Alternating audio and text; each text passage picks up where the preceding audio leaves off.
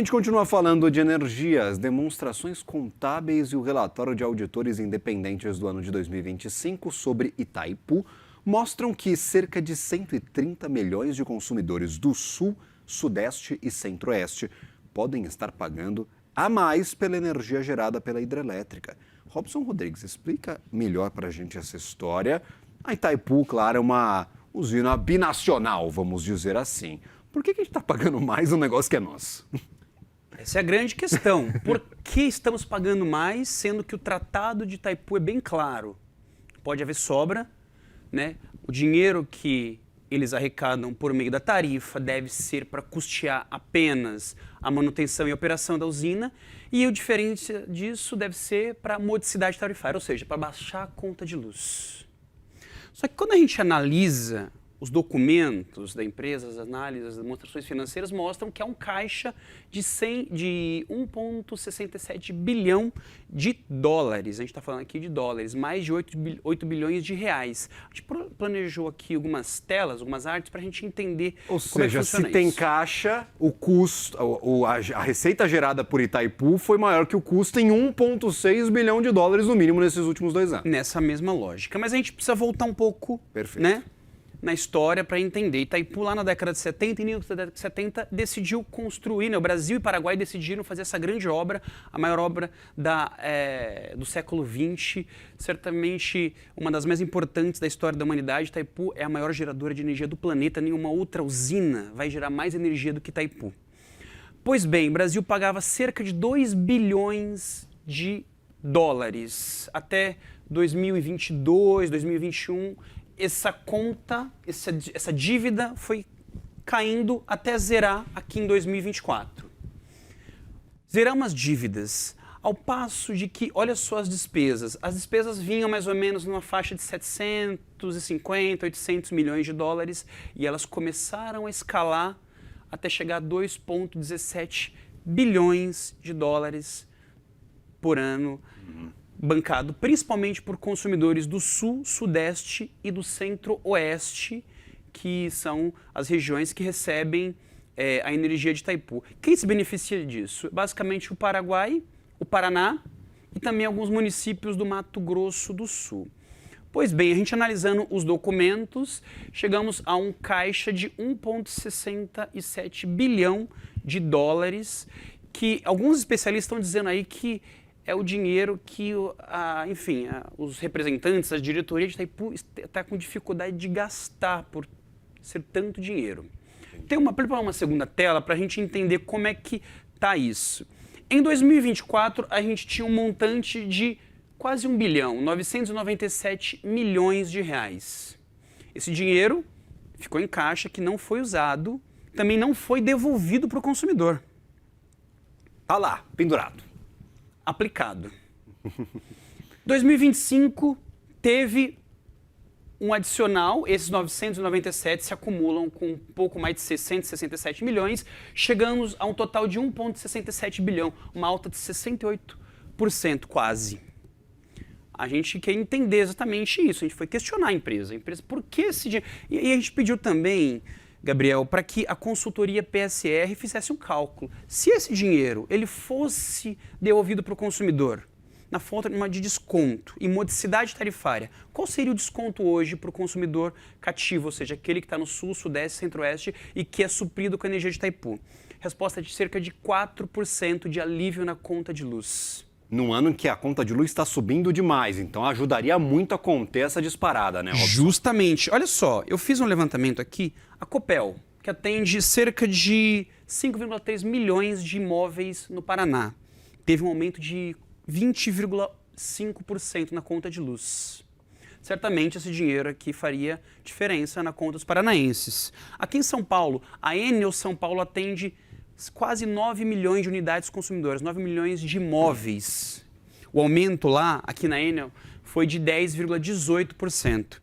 No Rio de Janeiro, o aumento foi bem mais salgado, de mais de 16%. Enquanto o caixa da Itaipu está lá, recheado. A empresa diz que ela não está acumulando, que ela não está retendo dinheiro e que esse dinheiro está comprometido em alguns investimentos, o que conflita, segundo os especialistas, de que esse dinheiro não poderia estar sendo aplicado em outros investimentos, teria que estar sendo usado para a modicidade tarifária. Porque o acordo diz que não tem que ter sobra, então não pode ter caixa, né? Sobrando, o caixa está sobrando, deveria ser distribuído para a modicidade tarifária. A Itaipu diz que não, nós temos investimentos a serem pagos. Só que é isso que diz o acordo, Robson? Exatamente. A rúbrica do anexo C ela é bem clara a isso. Alguns especialistas dizem que é uma violação do tratado, né? A Frente Nacional dos Consumidores é bem clara e categórica a dizer isso. Pedimos também para o Instituto Ascende Brasil, faça uma conta para a gente. Então, eles pegaram os dados das demonstrações financeiras e mostraram que os custos de operação, manutenção e administração da usina em 2025... completo. Fecharam em 761 milhões de dólares. Ou seja, esse 1,67 bilhões daria para custear toda a operação e manutenção da usina de Itaipu por mais de 2 anos. Então fica essa questão para o consumidor do Sul, Sudeste e Centro-Oeste, cerca de 130 milhões de brasileiros. Uma conta de luz quase que impagável. Faz sentido hoje a Itaipu está com esse caixa, sendo que, enfim, a gente tem uma conta cada vez mais difícil de ser paga. Essa é a questão que fica. É difícil de fazer entrar na cabeça, né? A gente está pagando mais caro do que deveria e isso está afetando aí o nosso dia a dia. Cada vez mais a gente vê energia muito mais cara no Brasil, os aumentos são acima da inflação, então a gente tem realmente um problema com o custo de energia no Brasil. A CDE aumenta todo ano e aí a Itaipu poderia estar ajudando, não está. Só um ponto importante, a gente buscou Itaipu, deu aqui o outro lado dele, amanhã vai ter uma reportagem completa no nosso portal. Procuramos também a Inbepar. A Inbepar é a holding que controla o lado brasileiro de Itaipu. A Inbepar não quis se manifestar. Procuramos também o Ministério de Minas e Energia, eles disseram que estão em negociações com o governo paraguaio para tentar reduzir a tarifa. A ver, a promessa do ministro Alexandre Silveira é que 2027 a tarifa de Itaipu vai representar apenas os custos discricionários. Hoje a tarifa está na casa dos $19 o quilowatt-hora. Itaipu bota um aporte para que o consumidor brasileiro não sinta tanto, mas a expectativa é que os consumidores brasileiros paguem em 2027, se essa promessa for cumprida, em torno de $9 a $10. A ver. Só para a gente encerrar aqui, a corda estoura do nosso lado, né? Porque a gente consome muito mais energia do que o Paraguai vinda de Itaipu. Esse é um bom ponto, porque olha só, meio a meio, 50% Brasil, 50% Paraguai. Como o Paraguai não consome toda a energia que tem direito, ele vende, o Brasil compra essa energia compulsória. Ou seja, no final das contas, a gente rateia 50-50, só que eu pago 80. Eu pago 80, recebo 50, você paga essa diferença de 20 e recebe 50. Então, para o Paraguai, ele é muito interessante manter a tarifa de Itaipu em patamares elevados, porque no final das contas, esse dinheiro é aplicado na economia paraguaia. Ou seja, é o consumidor brasileiro financiando obras no Paraguai.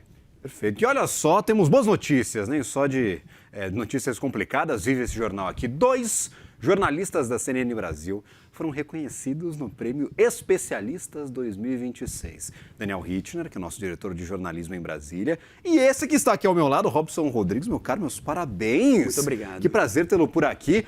O analista de infraestrutura aqui da CNN e também do CNN Money. Os dois conquistaram o troféu na categoria Bens de Capital e também Matriz Energética. Eu chuto que o seu foi na categoria de Matriz Energética, né, Robson? Pois bem. Meus parabéns, meu cara. Só uma coisa, importante dividir. Fica à vontade. É importante dividir esse prêmio também com toda a equipe. A gente não faz nada sozinho. São os câmeras, os redatores, as pessoas que nos ajudam na apuração, as nossas fontes também. O jornalista não faz nada sozinho, é todo um aparato que está por trás. Com certeza, tem uma equipe aqui preparadíssima e trabalhando dia e noite para entregar esse conteúdo para vocês. Só que agora, gente, os dois estão disputando uma nova etapa, o título de destaque de cada um dos setores. Ele vai ser definido por votação aberta ao mercado e também ao público. O Hitchner foi reconhecido pela cobertura de infraestrutura, indústria e movimentos que impactam a economia brasileira. Já o Robson Rodrigues, que está aqui no meu lado, foi o destaque pelo trabalho dedicado a temas como energia, transição energética e sustentabilidade. Votação está aberta e pode ser feita no site oficial do Prêmio Especialista. Quer mais detalhes? Entra lá no nosso site da CNN Brasil e, claro, prestigiem o trabalho do nosso caríssimo amigo aqui. Até uma próxima, meu caro, uma boa sorte. Terá minha votação com certeza. Obrigado. Valeu, ótima noite.